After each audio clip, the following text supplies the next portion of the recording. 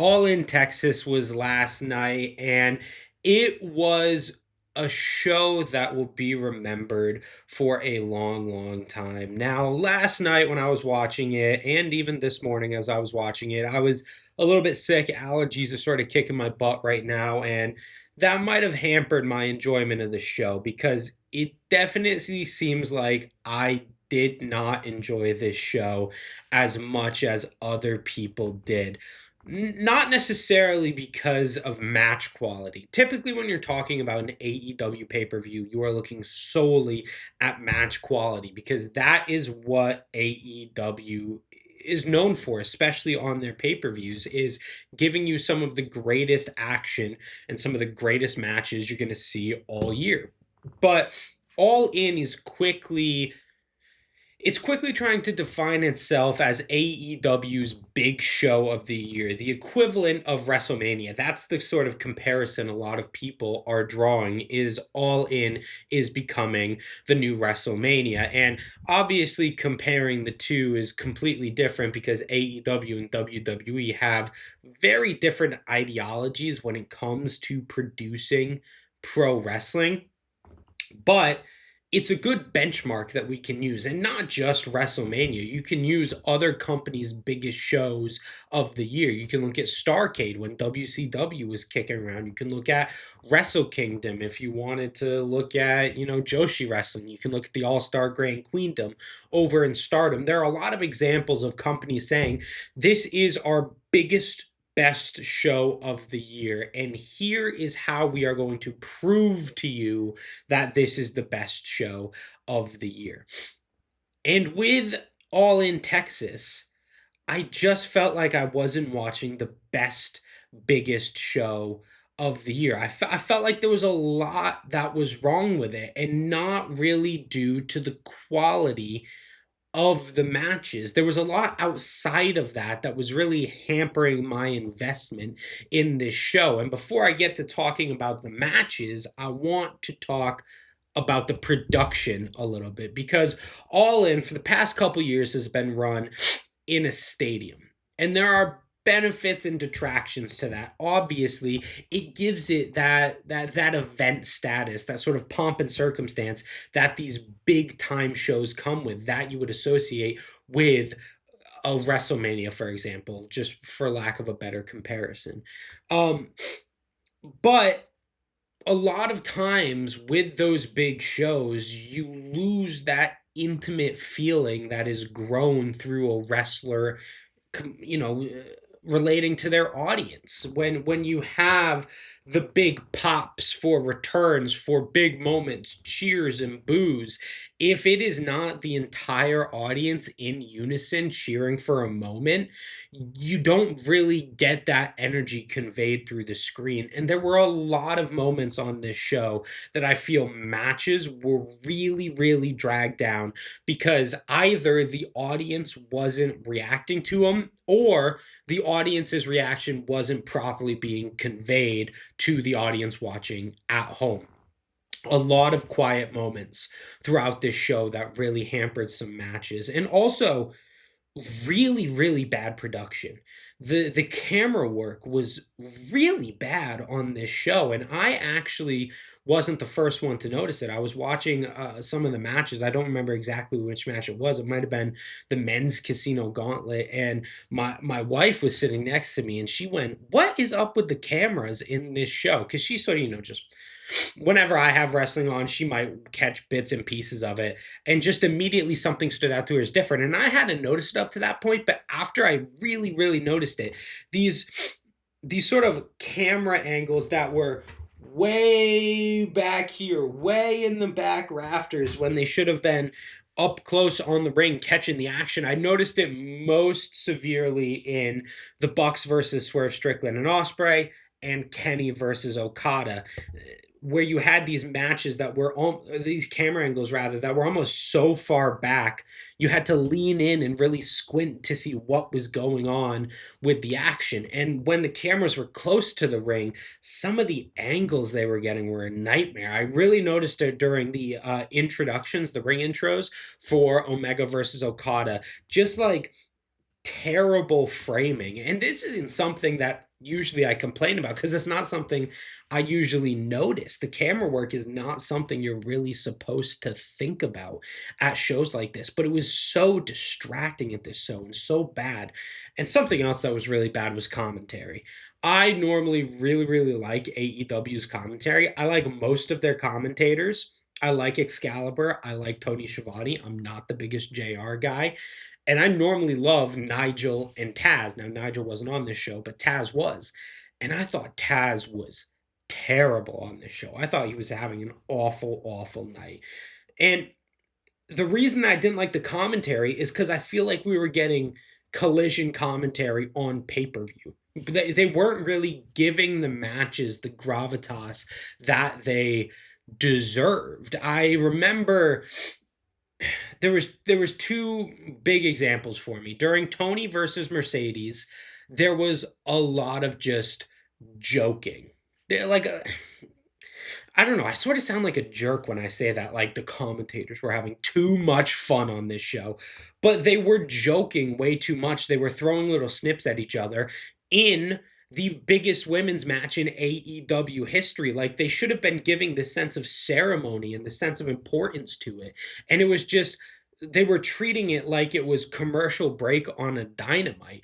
And the same with Okada versus Omega towards the beginning of that match. When I remember specifically when Okada was making his entrance, Jim Ross had sat down at the desk for the first time that night, and they were talking about where to get the best Philly cheesesteaks, while Kazuchika Okada was making his entrance to face Kenny Omega, the biggest rivalry in wrestling history, and they're not really giving it a sense of importance. I thought really the commentary was really, really bad tonight.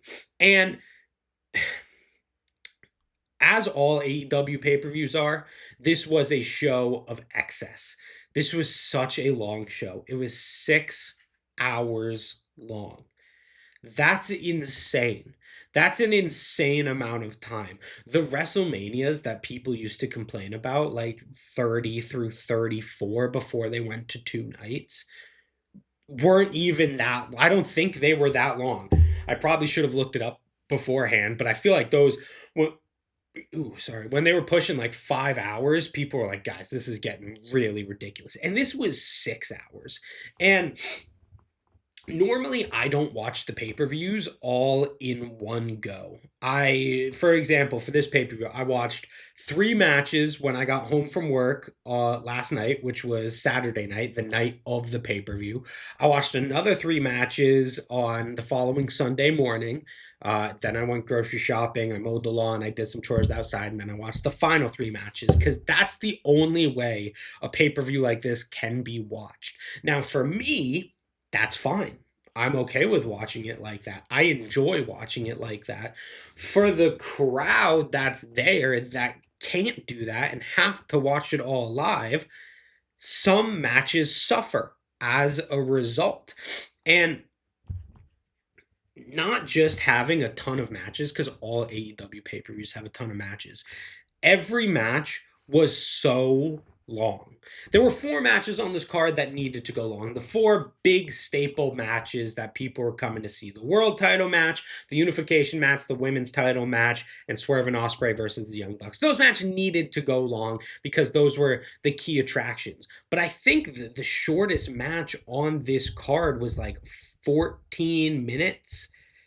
Yeah, 14 minutes for the TNT Fatal 4-Way, according to Cage Match. And God, it felt longer than that. I would have assumed that was at least 20 minutes, that match. But, like, everything went so needlessly long. And it really, really took the special occasion out of a lot of stuff and made it feel like a slog. It made it feel like work to watch some of the stuff, to watch the tag title match, to watch the trios opener, to watch the TNT title match. They didn't feel like celebrations because they were so long. If I want to give an example, and I know I shouldn't compare AEW to WWE, and people hate it when you compare AEW to WWE, but look at one of the special attraction matches this year at WrestleMania Night 2.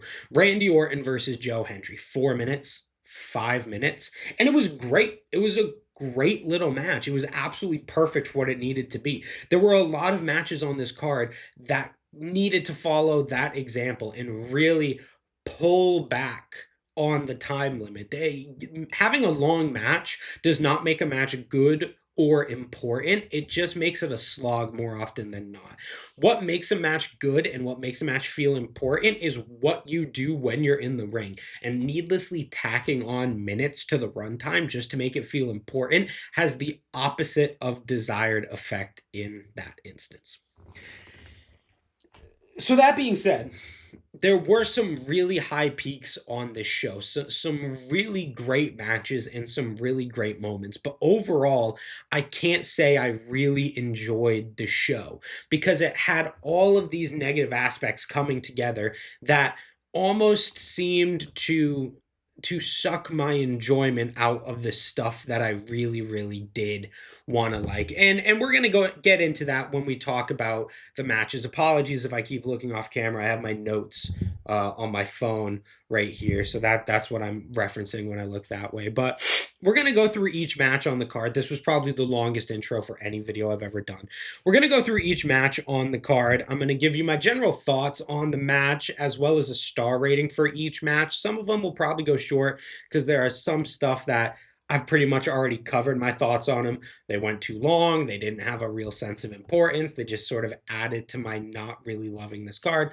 But there was some legitimately great stuff on the show that I'm very excited to talk about. So, with all of that, and it was a lot to be said, with all that being said, I would like to thank you guys very much for watching. If you like the video, please leave a comment, please like, please subscribe, as it does really help a new channel like mine to grow. I am Isaiah with Hot Tag Wrestling, and let's go ahead and get into it with our Trios title match. So we are starting with our opening match for the Trios titles. It was the Ops, Samoa Joe, Powerhouse Hobbs, and Katsuyori Shibata going up against the Death Riders, represented by Claudio Castagnoli, Wheeler Yuta, and Gabe Kidd.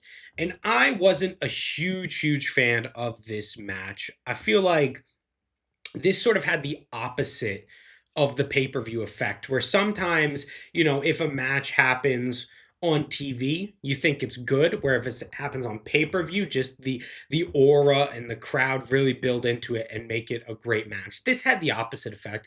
I would have enjoyed this more if it was on TV. And it's not where I would have slotted it. I probably would have put this as the semi-main right before the main event to really build up the tension of taking out Samoa Joe and taking out the Ops in preparation for Hangman's match with Jon Moxley. But I don't really think it was that much of an hamper. There was some fun stuff in this match, but really it was sort of bland. There was like rest holds at the beginning. This is the first match we're seeing on pay-per-view, and if it's a trios match, it should just be all action. So if you're gonna go, this match went 14 and a half minutes, you should be able to consistently throw action throughout the entirety of the match. And if not, make it a tight 8 minutes to really get the crowd going and really get them excited for a show. But regardless, this match should have been all action. And it was a lot of filler, a lot of pantomiming, a lot of two people facing up against each other and then throwing some strikes out. There just wasn't a lot of fun to be had in this match. And there was some stuff to like, Samoa Joe is awesome. I absolutely love Gabe Kidd, even though I didn't think there was enough of him in this match.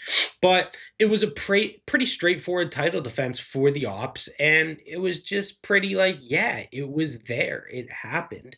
It was a good match, but this is the biggest AEW pay-per-view of all time, and am I here to watch good matches that I would see on any episode of Dynamite? So I wasn't really a big fan of it. I thought it was not a very good way to open the show. And, even though they did the injury angle with Samoa Joe after to take him out of the main event, I just feel like it didn't really hold that much of a purpose on this show. I feel like if you took this match and transplanted it onto Dynamite in the main event and take Samoa Joe out after that, it would do a much better job about building the audience's anxiety rather than over the course of 6 hours, over the course of 3 or 4 days to, oh no, they just took out some of Adam Page's only alliances, only friends. Who's going to be able to help him there? I just feel like it was way too long, and it was really, really bland and didn't really serve a purpose. So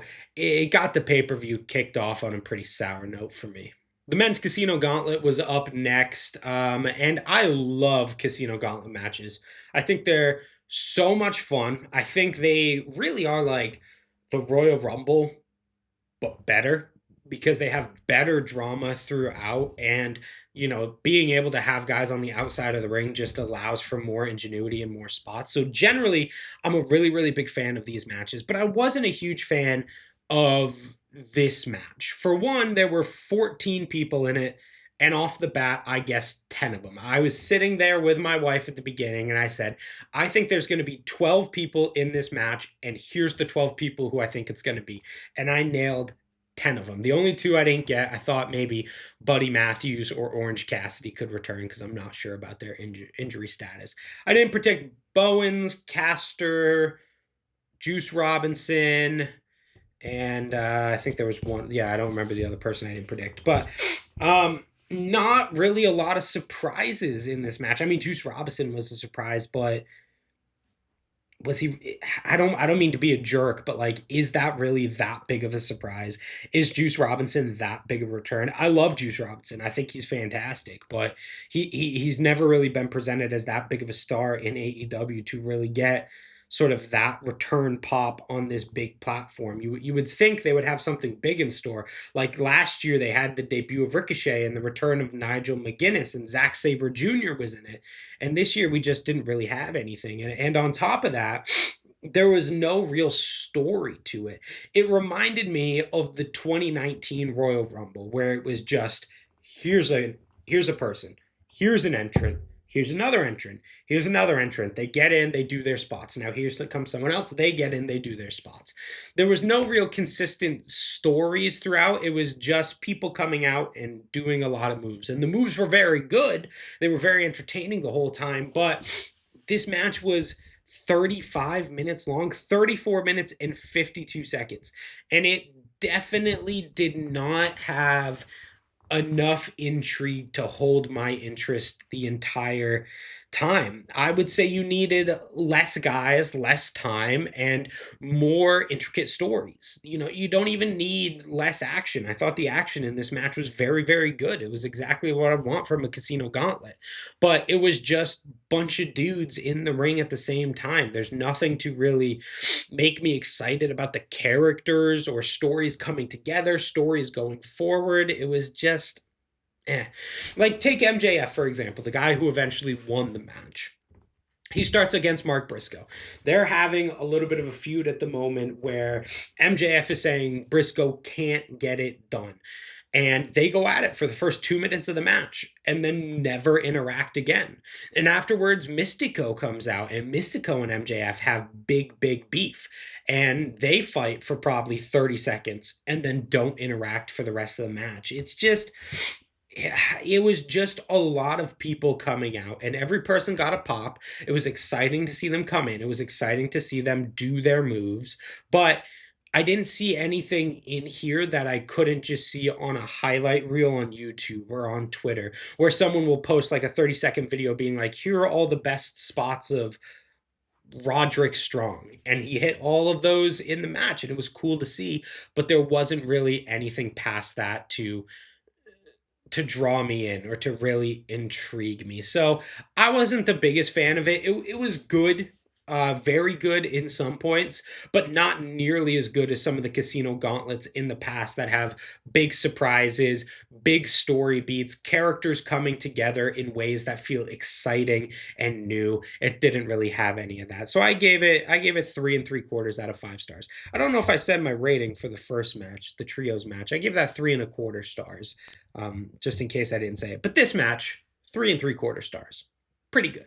Next, TNT title 4-way. It was not the champion, Adam Cole, in this match. Before the match started, Adam Cole came out and said he was relinquishing the title due to injury, potentially even teasing retirement.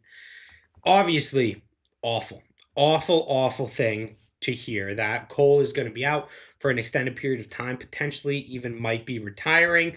I feel like we were sort of getting into the point where maybe they were trying to rehab Cole a little bit and make him a big player in AEW once again with this TNT title run. They haven't really done anything in the months leading up to this with him, other than some trios work with the Paragon and the Don Callis family. But it felt like we were going to get something cool with Adam Cole going forward, and that was sort of cut short. And that really, really sucks to hear. And I send my best out to him and hope that he's better soon. And I would like to give the match a little bit of a leeway because of that, because we're going into this match with a little bit of a bummer. So the crowd's not really going to be into it as much as they were beforehand. But having said that, this was a really bad pivot on AEW's part. They turned it into a fatal four-way where the number one contender, Kyle Fletcher, was going against Daniel Garcia, Dustin Rhodes, and Sammy Guevara in a fatal four-way match to determine the new TNT champion. And it was just a completely bad call to turn this into. This was the shortest match on the card. It was 14 minutes and 23 seconds. And like I said, it seemed like it was double that time. This was a spot fest being played in front of absolute silence. The crowd was not up for this match. They were not interested in seeing Sammy Guevara or Dustin Rhodes or even really Daniel Garcia in this spot.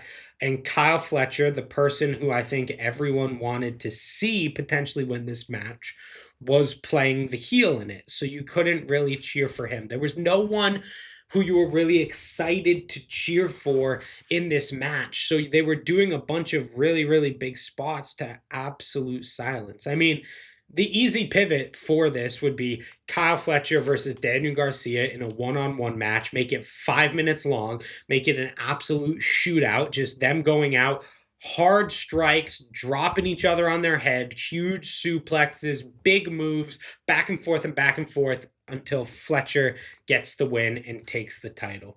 But that is not what they did. They put a good wrestling match on in front of a crowd that was both dead from the previous match and sad because of Adam Cole's announcement, and thought that they were going to get a good reaction out of it. And it was painfully silent at points. Now, this was a good match, but I don't feel like I can really comment on any of the action because honestly, I don't remember it. It was just such bad vibes throughout this entire match. And this is sort of what I was talking about at the beginning of the video, where these kind of shows are based on feeling, based on vibes and aura a lot. And this match just didn't have it. It was too long. Nobody wanted to see it. It didn't have the pomp and circumstance like an event like this deserves. It was just completely the wrong call. Really, really bad booking, putting all four guys in a bad spot and just setting them up to not have a very good match. And then Dustin Rhodes won.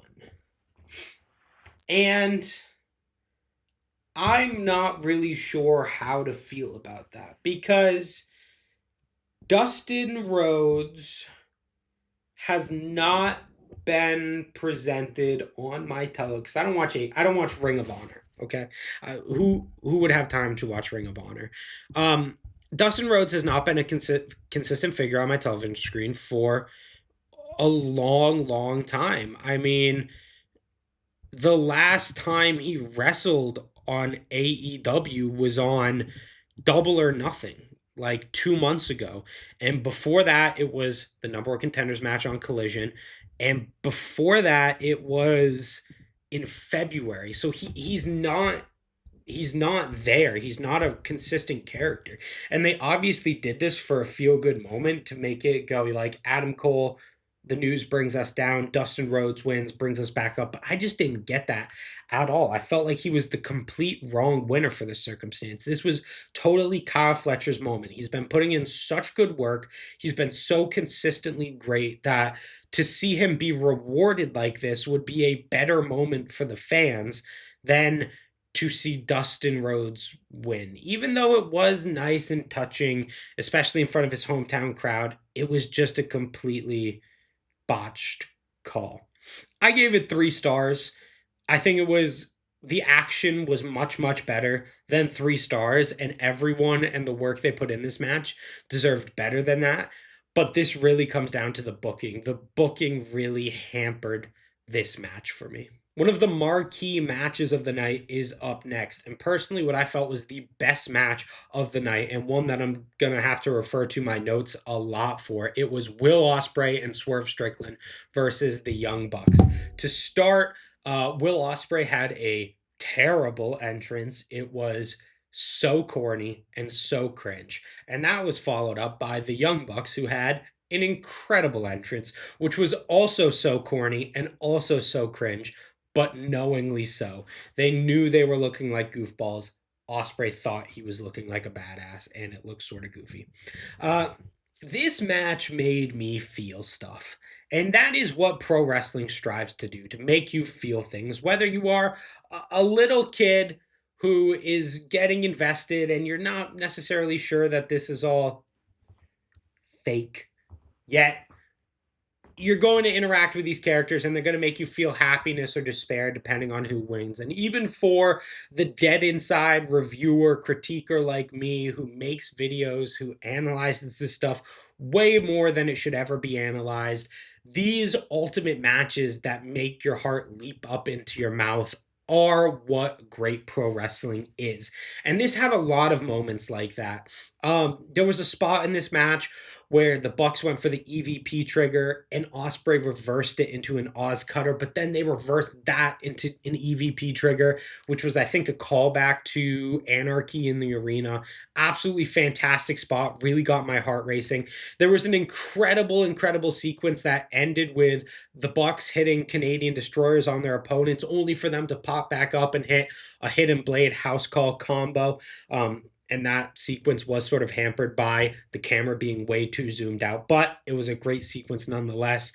And there was a moment in the match when Ospreay accidentally hit Swerve with a Hidden Blade, and that immediately went into a ridiculous near fall with the Young Bucks rolling up Ospreay. It was just fantastic. There was so much about this match to love. The sequencing was beautiful. I really, really loved the story at the beginning of the Young Bucks are a tag team. Swerve Strickland and Ospreay are singles wrestlers. So even though they are great, they simply cannot compete with the Young Bucks. And I was worried that they were just going to sprinkle that in at the beginning and then completely forget it over the rest of the body of the match. But they did such a fantastic job about incorporating it throughout the entirety of the match, really showing the Young Bucks to be the superior tag team. And even though they didn't get the win in the end, they sort of were running laps around Ospreay and Strickland at different points in this match. I thought it was absolutely fantastic, but it did lead to some slower parts. There was parts where the Young Bucks were working over Ospreay at the beginning of this match, and it was a little bit boring because they were displaying their tag team excellence by cutting off the ring, working over Ospreay, doing some double team maneuvers. And while the Young Bucks double team maneuvers are very, very exciting, there were some points in this match when I was going, yeah, just get to it. Get to the fireworks factory. When are we going to get to the fireworks factory? And it took a little bit of while to get there. And maybe that's just me not really being patient and my mind sort of being sludge from whatever social media and instant gratification stuff. But I thought it just started out a little bit slow. And there were some things I didn't love about the match, like some sort of no selling, or not no selling, maybe less selling than I would have liked, like some EVP triggers, some Hidden Blades, the Canadian Destroyers, just generally not getting sold like I wanted to. The Super Kick Party was a little bit egregious towards the end, where they were really nailing Strickland, nailing Ospreay, and then they were right back to it afterwards. But those are minor quips in what was otherwise a fantastic match. I thought that all around the story was really great. It wasn't the winners that I was expecting. It wasn't the winners that I would have chosen either. I don't know what AEW's plans are for booking the next year, or however long Adam Page's, spoiler, however long Adam Page's title run is going to last. But having Osprey and Strickland now be able to challenge for the championship is interesting. But on the night, I don't feel like it was the most effective story necessarily. I pitched in my predictions video that the Death Riders would take the titles off of the Ops and then injure them so they couldn't get involved in the main event. And the Young Bucks would beat Osprey and Strickland here and injure them so they couldn't be in the main event. Now, half of that sort of happened. The people did eventually get injured and taken out of the main event, but the good guys won in the end. And I can't be too unhappy with that decision because we got a really, really fantastic match. Like I said, the best match on the card. I gave it 4.75 stars, just a little bit shy of 5 stars because I feel like there were those points of underselling and it was a little bit slow in the beginning. But really, not a lot of complaints. This did have the special attraction feel. This didn't go too long. It was long. It was definitely long. It was 26 minutes, but that's nailed right on where it should have been. I feel like everything in this match was more or less nailed perfectly, and I really, really loved it. This will be one of the matches that I am talking about at the end of the year in the best matches of the year list. Next up, we have the women's Casino Gauntlet, and I'm going to talk about this one less than I talked about the men's, just because I feel like a lot of the critiques I gave to the men's are also present here. Even though this was a very different match, I feel like this match had more exciting action, even though it was worked less well. Less well doesn't really grammatically work, but it wasn't as well worked as the men's match, but the action was a lot more excitement because everyone was consistently being integrated into the match. And with, 10 to 15 people in there, that is a difficult thing to do. But I feel like this match, more than the men's, really effectively did that. Even though it wasn't particularly well worked in some points. And there was less stars in this match, but the entrants were a little bit more exciting. We had Harley Cameron pop up at one point. We had Shuri come over from Stardom, from her Joshi promotions. We had Alex Windsor pop up from, Pro Wrestling Eve. There was a little bit more excitement. And while we didn't get any of the really, really big surprises that we could have gotten, I don't even know who, maybe like Cheetah, maybe. Where's Nyla Rose been? Where's Riho been? What about Britt Baker? Are some of the WWE releases available yet? I don't think they are. I don't think Dakota Kai or Shayna Baszler are out of their contracts just yet, but you get what I mean. I think this match was very different from the men's match, but very similar in terms of quality. I gave this one 3.75 stars, just like I gave the men's match earlier. I do feel like Athena is the perfect winner for this, and it gave more credibility to the idea that Mercedes was going to win in the women's title match, which really added some drama to then later. So give it credit for that, I guess.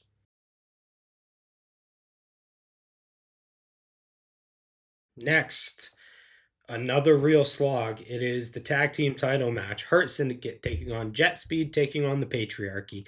And it was way too long. It was 19 minutes, this match. That's insane for how little they got done in there. And they were trying at some points. There was some good stuff in there. Mike Bailey was doing a lot of good stuff. The Hurt Syndicate was really, really doing a lot of good stuff on there. But I just could not have been less interested in this match because why did this match need to be on here? Why did it need to go so long? It's a Hurt Syndicate match. Let them kill some people and let's get out of there. This is the perfect match to go in between Omega Okada and the main event. Just send the Hurt Syndicate out there, let them kill Mike Bailey and Kevin Knight for 4 minutes, and just get out of there. Not every match needs to be this long. I don't really have a lot of thoughts. I think I was in a bad mood when I was watching this match because I was just so unimpressed with the booking up to this point outside of the tag match we already talked about that I was just like so overly bored by what I was seeing here and so ready to get on with it and get to the other marquee matches. As soon as this match started, I was already done with it, and then it went for another 20 minutes, and I was like, "Oh my god." So yeah, there was some good action in here, but I just couldn't be asked by it. I gave it 3 stars. After this match, the card really starts to hit its stride. We get into our 3 big matches. The 3 matches everyone is here to see, and we're starting out with the women's world title match. Champion Toni Storm successfully defending against Mercedes Mone. Sort of surprisingly successfully defending in my mind, and I would assume in a lot of the audience's mind as well. I was really expecting Mercedes to get the win here. But unlike with the TNT title match earlier, I'm not unhappy with the decision because I really love both competitors and I thought they had an absolutely fantastic match that really drew the audience in. And at the end of it, the audience was so happy with the quality of the match, they would have been happy with either of the winners, I think. And I think this match did a really, really good job. It sort of occurred in 3 different parts for me. The first part was really, really fantastic. 2 really, really great entrances. Osprey, if you want to know how to do a good entrance, watch these 2 do it. 2 really fantastic entrances and a lot of fun taunting at the beginning, dancing out of each other, doing the other person's signature poses, getting Luther involved a little bit. It was really fun in the beginning, and it sort of gave the match a little bit of charisma and a little bit of character that a lot of other matches on this show were lacking. A lot of stuff on this show was good action without really drawing me into anything. But what I was being presented here with was 2 characters who I'm really, really invested in coming together and displaying their charisma to each other through the action in the match. And that was all the first probably 5 to 8 minutes of the match. Second part, it did slow down significantly. For some reason, Mercedes was playing like the submission game in this match. I don't exactly know why that was, why that creative choice was made, because it didn't really suit the match as much as her just really going back and forth with Toni, akin to her facing Chris Statlander or Athena earlier in the year was. I think the match probably would have been better off for it because when she was grabbing some rest holds and when she was in some submission moves, the match sort of slowed down a little bit and did get a little bit boring. But it never completely derailed it. It got quiet at some points for sure towards the middle, really loud at the beginning, really loud at the end, sort of quiet in the middle. And it might be like I was saying at the beginning of the video because it's in a stadium or just because it was a little bit boring. But when they got into the final third of this match, it was fantastic. Several near falls that really, really made me bite on a winner. I thought Mercedes was winning, but after Toni delivered the 3 consecutive Storm Zeros, I really bit that that was the finish. And those 3 Storm Zeros were sort of indicative of the ending of this match where they were really pushing it to the edge of believability without crossing that line, without making it so unrealistic that they're still kicking out, they're still mining this for drama. They got right to where they should be in terms of finding a crescendo to this match without pushing past it like I feel some other matches on this card did. It wasn't overly long, and it was 25 minutes. Compare that to the last match. The tag title match felt like it was an hour long, and it was only 19 minutes. This match was 25, and it flew by. It felt like it was 10 minutes. I really, really loved it, and I liked the ending. Toni Storm hitting the Storm Zero off the turnbuckle because she had already hit a Storm Zero and Mercedes kicked out. She had hit 3 Storm Zeros and Mercedes kicked out. And now she was hitting one off the top rope. And me sitting on my couch, I went, she can't kick out of this. There's no way they're going to have her kick out of a top rope Storm Zero. And then she didn't, and Toni won. And I popped off my couch. I was like, oh my God, I can't believe she won. And not in a bad way. I love Toni Storm. And I'm excited to see where these 2 characters go after this match. So coming in, I was super excited about seeing this match. It mostly held my investment throughout, and I'm excited to see the directions they're going in afterwards. That is pretty much a perfect build that you can ask for from a match. Now, I didn't feel like the action was perfect throughout, but I really, really loved it. I thought it was a lot of fun and definitely one of the best matches of the night. 4.5 stars. Kenny Omega versus Kazuchika Okada is one of the biggest rivalries of all time in pro wrestling. It defines great wrestling. I would put it up there with Austin versus Rock and Misawa versus Kobashi, Samoa Joe versus CM Punk, those kind of those matches that really revolutionized the time that they're in. Flair versus Steamboat. I put it in that level of match. That level of feud, rather. So, we are now having the 5th match in that series. Can it be as good as the first ones? Realistically, can it be as good? Because the first 4 matches are so lauded and so historically important in pro wrestling that all the expectations in the world are being placed on this match. And I had a little bit of nervous energy going into it. Similar to how I did when I was watching Bryan Danielson versus Will Ospreay last year at Dynasty, where I'm going in thinking, this has the potential to be the greatest match of all time. Please, please, please, God, knock it out of the park. In Ospreay versus Danielson, they did. In Omega versus Okada 5, not really. Now, they had a great match, but the expectations that were set up because of their previous matches are one of the greatest matches of all time. And it didn't live up to that. And I'll be honest, I wasn't really expecting that kind of match. I wasn't expecting them to have Omega Okada 5 on the level Omega Okada 1 was at. I didn't think that was going to happen. But I was still a little bit let down by this match. And I would like to start by saying that this was a great match. And I am going to level some criticism against it, but that shouldn't detract from the fact that I loved it. I thought it was really well worked throughout. There were some things to absolutely love. The 2 dynamics were played to a T perfectly. Omega as the person suffering from this injury and really putting over the injury more so than he did against Gabe Kidd, more so than he did against Takeshita, really putting over this injury as something serious and really selling as a result of it.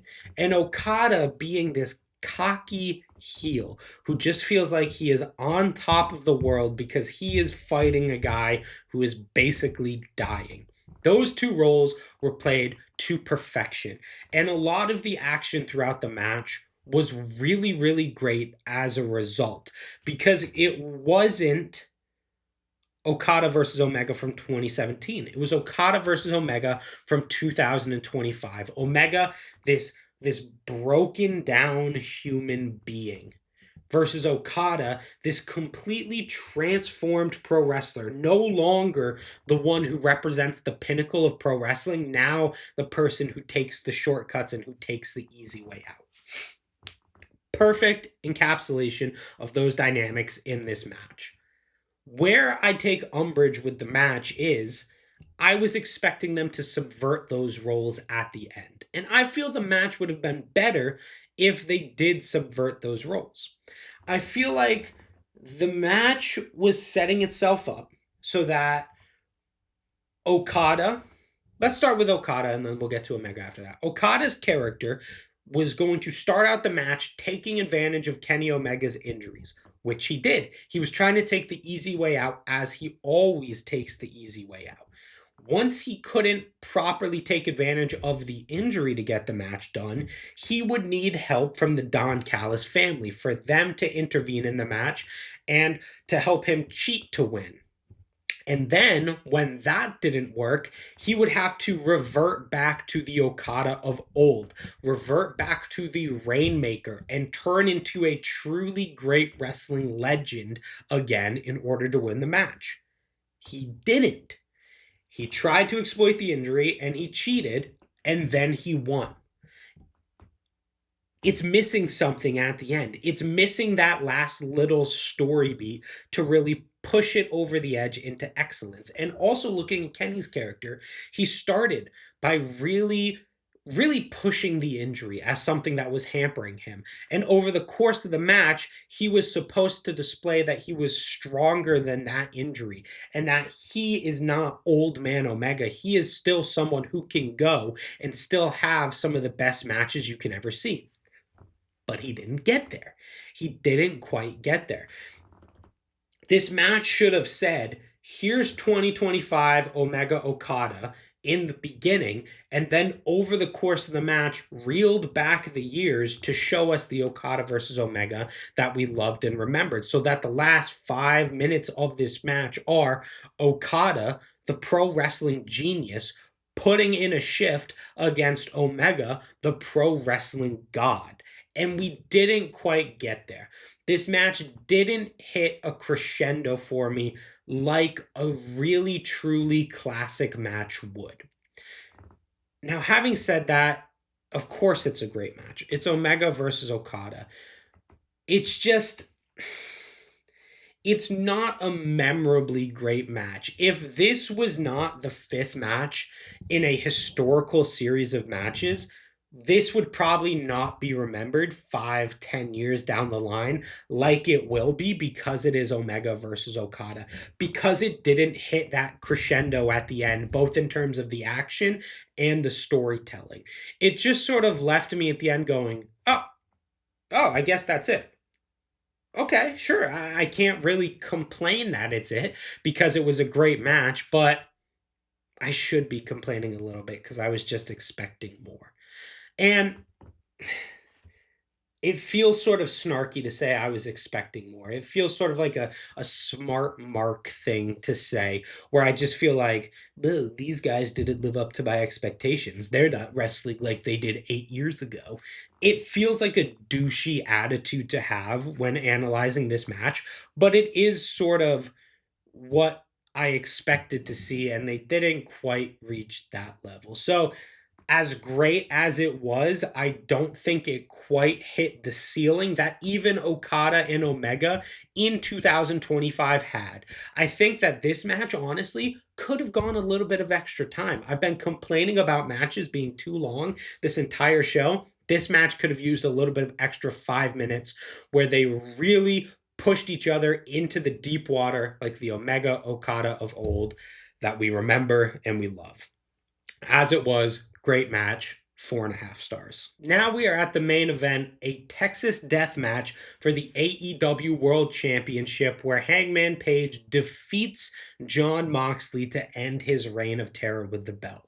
Now, before I talk about this match, on Cage Match, this currently has a 9.65 rating, which makes it the 10th highest rated match of all time. Do I think it deserves that rating? Not even close.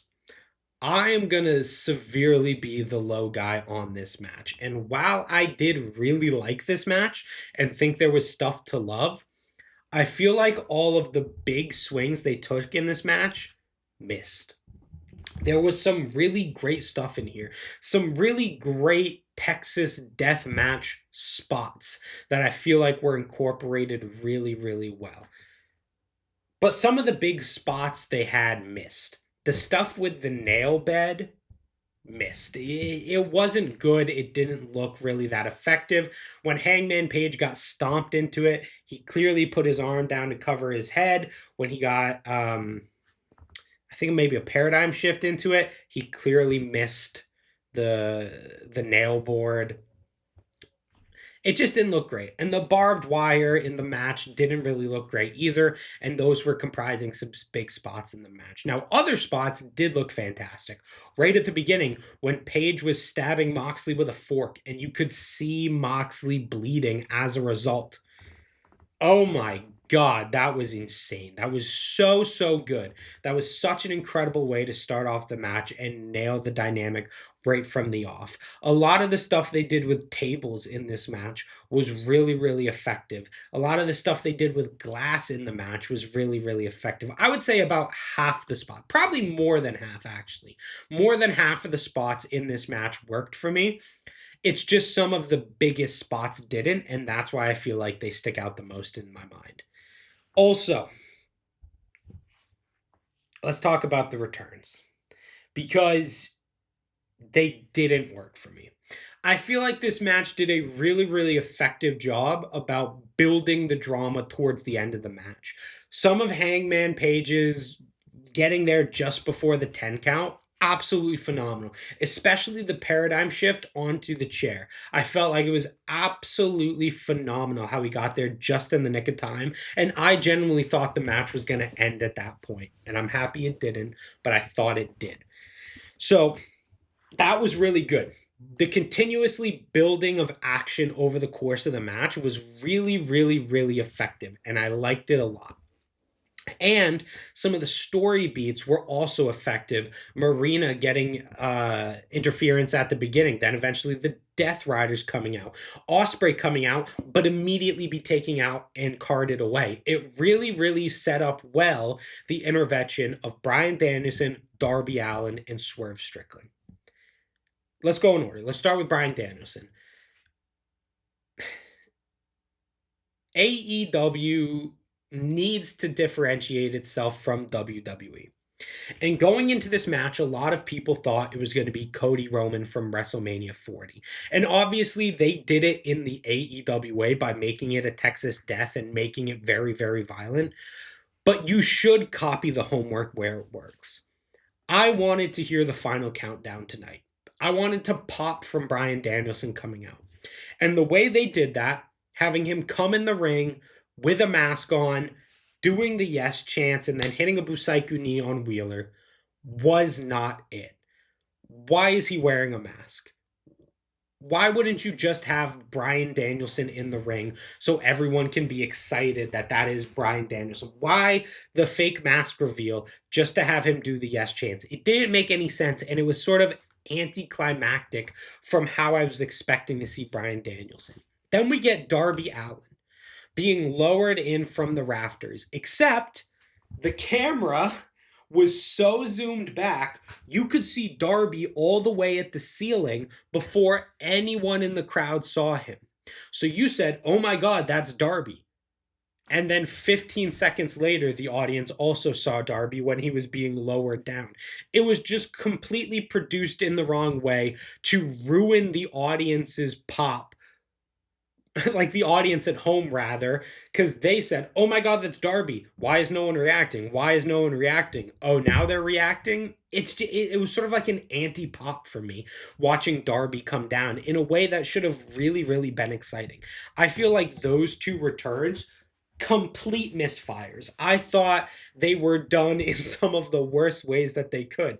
And the way that they should have been done is the WWE way of doing it. Hit the music, have them come down the ramp to a big audience pop, and just do it. It's simple. It works. You know it has worked. So us doing these things to sort of lower and diminish the pop, why would you do that? Having said that, the Swerve Strickland one was really, really effective for me. Him handcuffing Marina Shafir. No, this is Prince Nana actually handcuffing Marina Shafir to a table and then having Strickland come down, take out the Bucks, and slide Hangman the chain. Peak drama, peak effectiveness. Really, really well done. They screwed up the Danielson versus an Allen one, though. I just didn't really like that. I thought a lot of the big stuff in this match didn't work. Some of the big spots and the big returns were just not really that effective in my mind. In a match like this that goes 35 minutes and is predicated on big moments. It is, at the end of the day, a spot fest where you're having the biggest babyface in the company defeat the biggest villain to win the top title. It is predicated on moments and spots, and the big moments and the big spots missed, in my opinion. A lot of the little stuff really worked. Osprey, some of the spots involving forks, tables, chairs, all of the stuff with Marina Shafir, Swerve Strickland's interference, all worked. The bed of nails, the barbed wire, Bryan Danielson, Darby Allin, Wheeler Yuta, Gabe Kidd, Claudio Castagnoli. That stuff didn't work for me, and that was supposed to be the stuff that worked the most. That was supposed to be the big peaks in the match, and as a result, I don't really feel like it worked. And once again, it's entirely a production thing. Choosing to have Danielson come out without the music, choosing to have Darby lower from the ceiling, and to have the viewing audience at home see him 20 seconds before the audience in the arena, to have the barbed wire not really be barbed wire and not look really effective. Just a lot of production choices severely hampering the action in the ring, which at large points in this match was great. So I'm definitely the low guy on it, and I hate to be the low guy on a match like this, especially one that has so much emotion, that's getting such high ratings that people are calling match of the year already. I hate not enjoying it as much as other people. I gave it 4 out of 5 stars. And those are my thoughts on the pay-per-view. Overall, I didn't enjoy this show nearly as much as I was hoping I would. I was expecting this to be not only the best show of the year, but one of the best shows I've ever seen in my entire life. And some booking choices, some production choices really hampered that and really made it so I didn't enjoy large parts of this show. I will probably go back and rewatch the 4 big matches from this show at some point and really enjoy them and really have fun reliving that experience. But the other stuff on the card felt like a sludge to get through sometimes. The production made it feel less than. It just didn't feel like AEW's biggest show of all time. And it really should have. But let me know what you guys thought in the comments down below. Am I too much of a negative Nancy? The answer to that is definitely yes. But into this show in particular, am I being too negative on it? Let me know down in the comments below. What did you think the best match on the card was?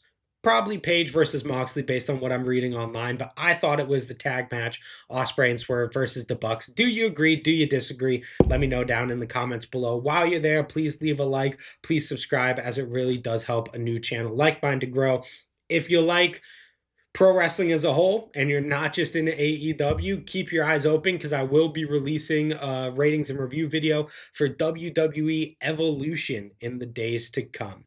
For those of you who maybe don't watch that video and just watch this one, I want to thank you so much for watching this video. Your support really does mean the world to me. I have been Isaiah from Hot Tag Wrestling. I want to thank you guys very much for watching, and I will see you next time.